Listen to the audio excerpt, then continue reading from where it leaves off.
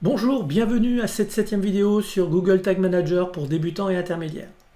Si vous n'avez pas vu les 6 vidéos précédentes, je vous invite d'aller dès maintenant, avant même de regarder celle-ci, d'aller voir ces vidéos et vous les trouverez sur videotutoriel.com. Aujourd'hui, ce dont on va parler, c'est la bonne question ou les bonnes questions à se poser. Mais je dirais surtout, c'est la bonne question. Quelle data avez-vous réellement besoin aujourd'hui? Et là, deux possibilités. D'abord, les professionnels, ceux qui font de la publicité et qui veulent vraiment créer une audience par rapport à un comportement que les personnes peuvent avoir sur leur site. Et de l'autre côté, des personnes qui ont un blog ou qui ont un site et qui aimeraient savoir ce que font les personnes pour pouvoir valider leur travail ou pas. Donc vous voyez, déjà, on a deux grandes familles et à partir de là, on a encore d'autres grandes familles. Il faut bien comprendre que Google Tag Manager offre tellement de possibilités qu'il va falloir faire des choix. Parce que à vouloir trop en mettre, on va se perdre dans toutes ces données. Donc il y a une réflexion à faire au départ.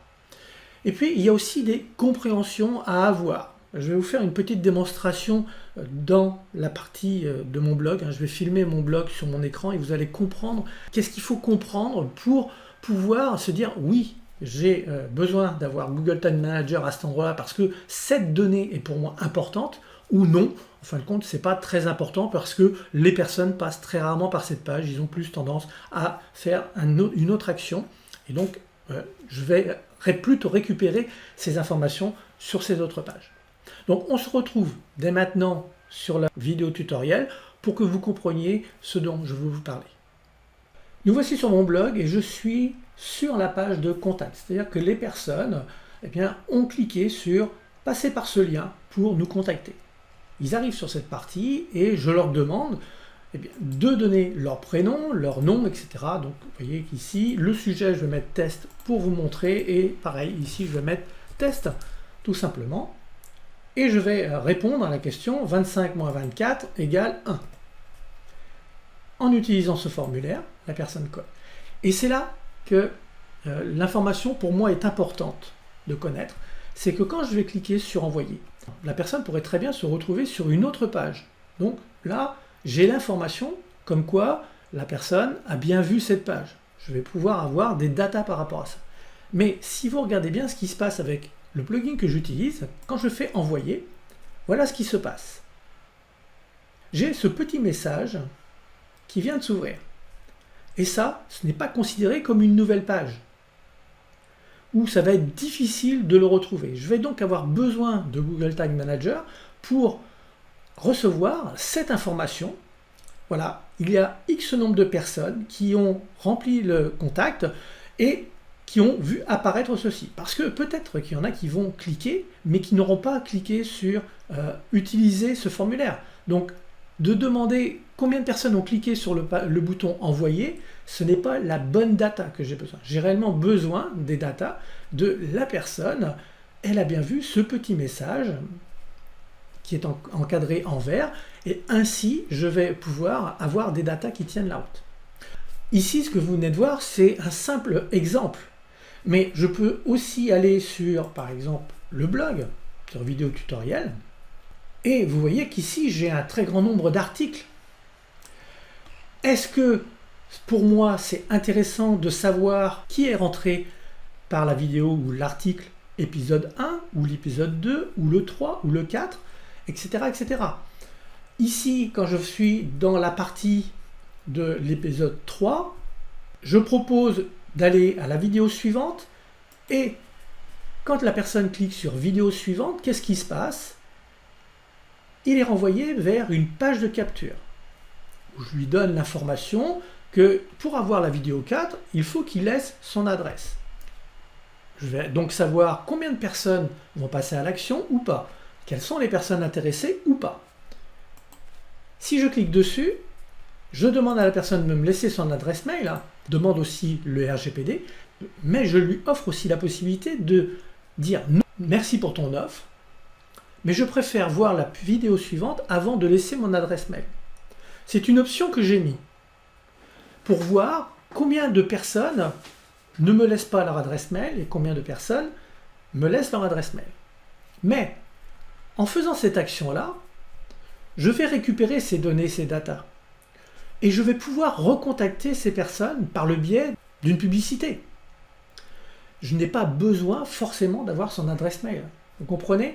C'est mieux, j'en conviens, d'avoir l'adresse mail. Mais si cette personne a envie de continuer sans me laisser son adresse mail, je pourrais, moi, faire du retargeting sur Facebook, sur Google, sur YouTube, et dire à la personne, vous avez continué à regarder la vidéo 4, vidéo 5, vidéo 6 éventuellement.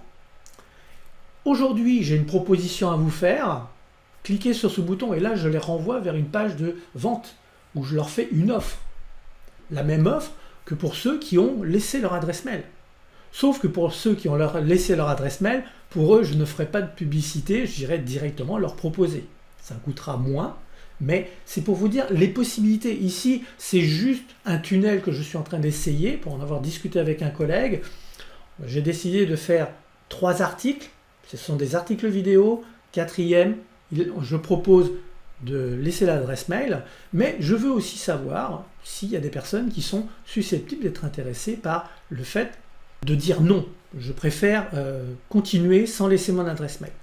On va d'ailleurs aller voir combien il y a de résultats à ce niveau-là. Je vais ouvrir Google Analytics pour voir le résultat de cela. Je suis donc sur Google Analytics, je suis allé dans les événements, principaux événements. Je suis allé sur les clics. Donc là, vous voyez que j'ai encore des choses à définir. Alors ça, c'est parce qu'on est sur une période de 7 jours. J'ai modifié ce bouton où j'ai 184 personnes, je ne savais pas d'où ça vient, c'est indéfini. Donc là, je viens de le définir. Ici, c'est les personnes qui ont fermé. Ici, c'est voir les forfaits. C'est ma proposition que je fais sur ma page de vente. Ensuite, c'est j'accepte. Et ici, non merci de ton offre, etc. 15 personnes. Et là, ça m'intéresse parce que sur le nombre de personnes que j'ai d'inscrits, est-ce que je perds beaucoup de gens ou pas? Est-ce que ça va me coûter en publicité ou pas? Et je m'aperçois que non, en fin de compte, 15 personnes, 15 événements, ça correspond à peu près 10% des personnes qui ont vu les vidéos et qui sont allées jusqu'à l'inscription et sont rentrées dans la liste pour recevoir les emails. Donc, effectivement, ce sont des personnes qui ont continué, mais je vais pouvoir voir exactement qu'est-ce que je peux faire avec ces personnes-là. Est-ce que ça vaut la peine de faire de la publicité ou pas? Il faudra que je fasse une recherche un peu plus longue pour suivre ces personnes, pour savoir si elles ont continué dans le tunnel. Là encore, je pourrais utiliser Google Tag Manager pour avoir ces données-là, pour avoir ces informations-là. Vous comprenez que tout cela, c'est un jeu d'analyse. Alors, on n'est pas obligé de rentrer dans l'analyse aussi poussée que ce que je peux faire, mais j'adore jouer, j'adore tester. Tout ça, pourquoi? Eh bien, pour ensuite pouvoir le faire avec mes clients. Parce que si j'ai un client qui me dit moi, je voudrais faire ça, ça et ça, d'abord, je vais lui demander dans quelle utilité? Qu'est-ce que ça va apporter de faire ça et ça? Donc là, moi, je suis un petit peu l'avocat du diable en disant « Ouais, mais à quoi ça va te servir ?» Là, il faut que la personne m'explique à quoi ça va lui servir, qu'est-ce qu'il veut tirer de cela. À partir de ce moment-là, oui, je vais pouvoir l'accompagner pour mettre ça en place. Parce que je fais des accompagnements dans le Google Tag Manager pour expliquer aux personnes comment faire, ou bien je le fais pour eux. Ça dépend un petit peu de leurs besoins, ou il y en a qui n'ont pas envie du tout de mettre les doigts dedans et me demandent de faire le travail pour eux. Mais je suis toujours quelqu'un qui veut avoir des précisions. Et pour avoir des précisions et pour savoir tout le potentiel que peut m'offrir Google Tag Manager, j'ai besoin moi-même de faire des tests. Donc je fais des tests qui sont un petit peu qui ne servent pas à grand chose. Mais au moins, je sais que je peux le faire. Je sais ce que ça va m'apporter. Je sais les difficultés ou les informations biaisées que je vais recevoir en faisant cela. Et ainsi, je pourrais dire à mon client, j'ai déjà testé, en faisant de cette façon-là, ce n'est pas vraiment la meilleure des solutions. Il y a une autre façon beaucoup plus simple de réussir à avoir ces informations. Mais vous voyez qu'avant même de travailler avec Google Tag Manager, il va falloir que vous ayez une réflexion de quelles sont les datas, quelles sont les données que vous voulez récupérer et que vous voulez envoyer sur Facebook, sur Google Analytics, sur Google Ads, sur importe peu le lieu. Et qu'est-ce que vous voulez en faire derrière? Effectivement, si vous n'avez pas envie de faire de publicité, ou si la publicité, ce n'est pas votre tasse de thé, ça ne sert à rien de récupérer des données pour de la publicité et de faire des audiences de publicité. C'est ainsi que se termine cette nouvelle vidéo. Je vous souhaite une excellente journée. Je vous donne rendez-vous très prochainement pour une autre vidéo certainement sur Google Tag Manager. Bonne journée!